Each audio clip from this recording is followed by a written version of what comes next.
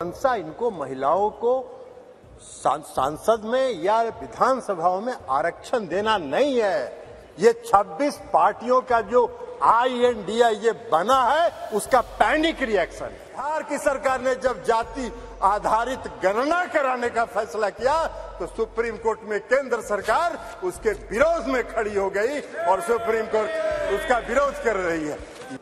हमारी party Janata Dal United समर्थन करती है। हम समर्थन इसलिए करते हैं कि हमारा विश्वास है महिला सशक्तिकरण में। लेकिन जो सरकार ने जो बिल लाया है और जो इनकी मंशा है वो मंशा इनको महिलाओं को सांसद में या विधानसभाओं में आरक्षण देना नहीं है। ये 26 पार्टियों का जो INDI ये बना है उसका पैनिक रिएक्शन है। उसके पैनिक रिएक्शन में इन्होंने ये बिल लाया। इनकी कोई मंशा नहीं है। ये जुमला है, सबसे बड़ा 2024 का चुनावी जुमला है। ये महिलाओं को छलने का काम इस बार करना चाहते हैं।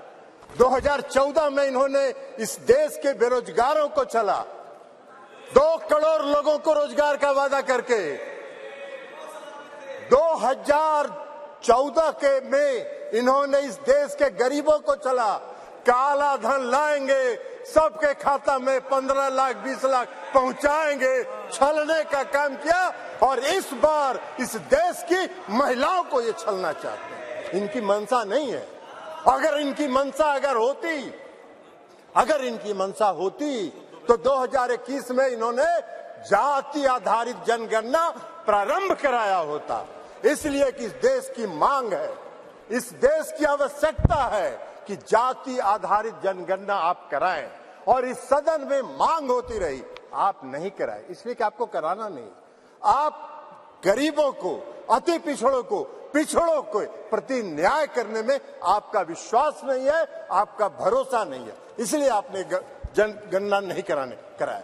और अगर आपने शुरू करा होता अब तक तो जनगणना खत्म हो गया होता और आज लागू हो गया होता ये महिला आरक्षण बिल। आज इसकी जरूरत नहीं होती, लेकिन आपकी मंशा नहीं है।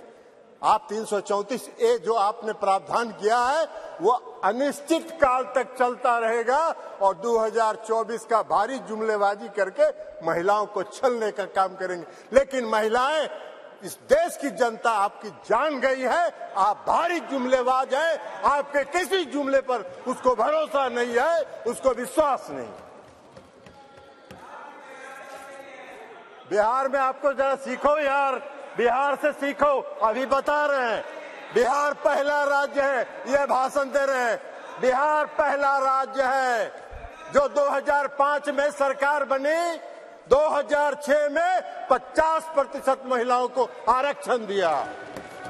2015 में सरकार बनी, महागठबंधन की सरकार बनी। 2016 में 35% राज्य सरकार की सारी सेवाओं में आरक्षण दिया महिलाओं को। 1 साल के अंदर आपकी तरह 4.5 साल इंतजार नहीं करते रहे। कल प्रधानमंत्री जी का सुन रहे थे, आंकड़ा की बात कर रहे थे। अरे आंकड़ा तो आपका 2019 से था, काहे नहीं किया आपने? जब बेंगलोर में, पटना में, बंबई में मीटिंग हुई तो आपकी घबराहट हो गई और उस घबराहट में आप लेके आए। आपको हम बताना चाहते हैं, ये इनको क्या मालूम है दुबे जी को उत्तर प्रदेश में तो अभी सुना रही थी वो कहानी, तो इसलिए बता रहे 1 करोड़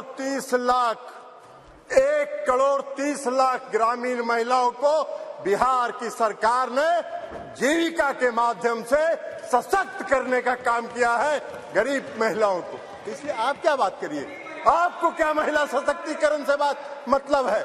आपको कोई महिला सशक्तिकरण से मतलब नहीं है। इस सरकार को महिला सशक्तिकरण से कोई मतलब नहीं है। इस सरकार को अपनी कुर्सी से मतलब है और उस कुर्सी को बचाए रखने के लिए कोई भी जुमला ये कर सकते हैं, कोई भी जुमलेबाजी ये कर सकते हैं।